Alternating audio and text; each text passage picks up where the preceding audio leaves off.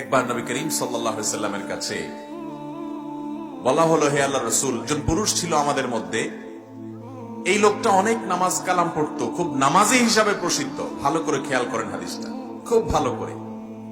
লোকটা খুব নামাজি কালামি হিসাবে সবার কাছে পরিচিত ছিল। কি হিসাবে পরিচিত ছিল? নামাজি। অনেক বেশি নামাজ পড়তো, 5 ওয়াক্ত তো বটেই, নফল সুন্নত সব নামাজ পড়তো, নামাজি মানুষ হিসেবে পরিচিত ছিল। শুধু তাই নয়, সে অনেক রোজা রাখতো।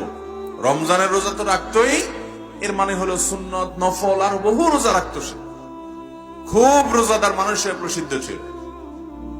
আরো শুনেন, শুধু এখানেই ক্ষান্ত নয়, লোকটা অনেক সাদাকা করত, প্রচুর 2 হাতে দান করত মানুষকে। ভাইরা আমার, প্রচুর পরিমাণ নামাজ, প্রচুর পরিমাণ রোজা, অনেক বেশি দান সদকা করত একটা মানুষ। এই কাজগুলা কি ভালো কাজ না ভালো কাজ না? নামাজ পড়া তো পড়া, আবার অনেক নামাজ পড়া, রোজা রাখা তো রাখা, আবার অনেক পরিমাণে রোজা রাখা, দান করা তো করা, আবার প্রচুর পরিমাণে দান সদকা করা। এটা কি ভালো মানুষের লক্ষণ না খারাপ মানুষের লক্ষণ?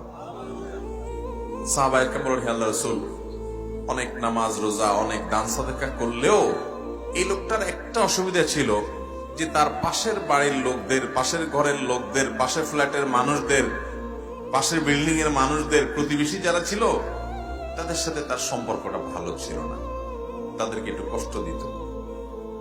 এই একটা সমস্যা ছিল। এখন এই লোকটার কি হবে? আল্লাহ তাআলা তার নবী সাল্লাল্লাহু আলাইহি সাল্লামের কাছে ওহী পাঠান জিবরিলের মাধ্যমে।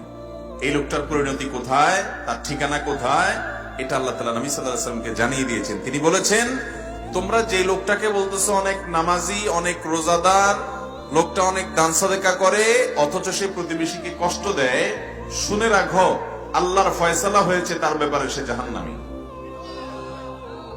আল্লাহু আকবার।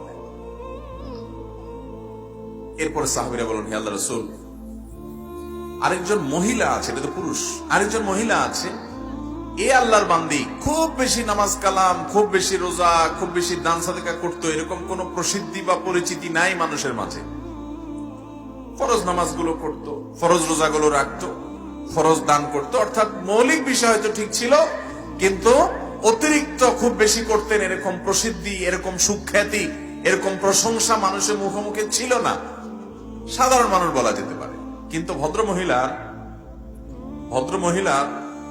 একটা দিক ছিল যে তার আশেপাশে প্রতিবেশীর লোকেরা সবাই তার উপরে সন্তুষ্ট ছিল, সবার সাথে তার সুসম্পর্ক ছিল, কারোর সাথে সম্পর্ক সে খারাপ করতো না, কাউকে সে কষ্ট দিত না, এই জিনিসটা তার ছিল। নবী করিম সাল্লাল্লাহু আলাইহি সাল্লাম আল্লাহর কাছ থেকে প্রাপ্ত ওহীর আলোকে বললেন, তোমরা যে ভদ্র মহিলার কথা বলছিলে, যে খুব বেশি নামাজ রোজা করে নাই, খুব বেশি দান সাদকা করে নাই, কিন্তু প্রতিবেশীর অধিকার সে পাই পাই করে আদায় করছে, কখনো প্রতিবেশীকে কষ্ট দেয় নাই, জ্বালা যন্ত্রণা দেয় নাই, এই ভদ্র মহিলা আল্লাহর ফয়সালা হয়েছে, সে জান্নাতি।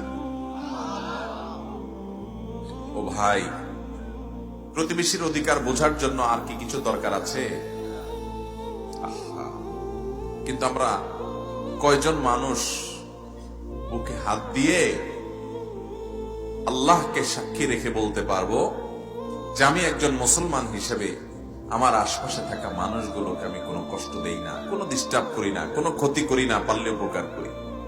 এরকম বলার মতো, এরকম ইমানি শক্তি আছে, এরকম নিজের প্রতি নিজের আস্থা বিশ্বাস আছে, এইরকম বলার মতো মানুষ আমাদের সমাজে অনেক কম। ঠিক না বেঠিক? আমরা নামাজ রোজার গুরুত্ব যতটা বুঝি, আমরা দান সাদকার গুরুত্ব যতটা বুঝি, ওয়াজ মাহফিল করা, ওয়াজ শোনার গুরুত্ব যতটা বুঝি, বাবারে কোরআন এবং হাদিস এটা জানা বোঝার গুরুত্ব যতটা বুঝি, এই বোঝাটা ঠিক আছে, কিন্তু প্রতিবেশীর অধিকার সম্পর্কে আমাদের সমাজের বেশিরভাগ বেনামাজি আর বেদিনদার মানুষ তো পরের কথা, নামাজি দিনদার মানুষও আমরা সচেতন না। এ হাদিস বলছে, শত সহস্র নামাজি, শত সহস্র রোজাদার, শত সহস্র দান দক্ষিণাকারী মানুষ জাহান্নামে যাবে প্রতিবেশীর হক নষ্ট করার কারণে। আল্লাহ তাআলা আমাদের সংশোধন হওয়ার তৌফিক দান করুন।